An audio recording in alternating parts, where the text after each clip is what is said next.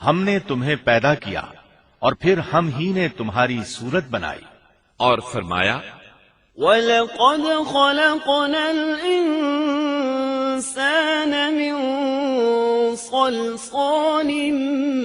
مِنْ حَمَإٍ مَسْنُونٍ،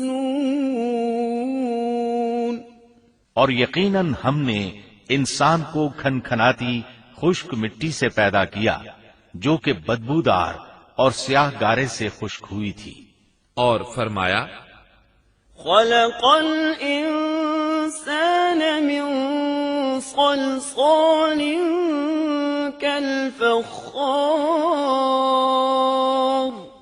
اللہ نے انسان کو کھنکھناتی مٹی سے پیدا کیا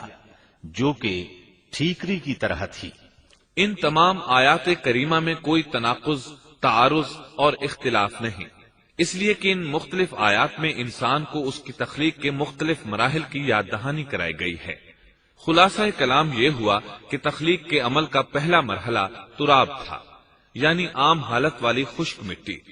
پھر تین یعنی بھگوئی ہوئی مٹی، پھر لیسدار مٹی یعنی سلسال، پھر ٹھیکری کی طرح کی مٹی یعنی فخار،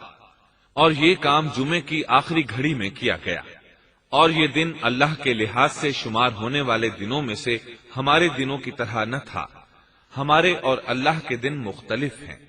تخلیق آدم دراصل اللہ کا کرشمہ ہے، انسانوں کو ایک صورت عطا کی گئی۔ اس مرحلے کا تذکرہ بخاری اور مسند احمد کی ایک روایت میں ہے۔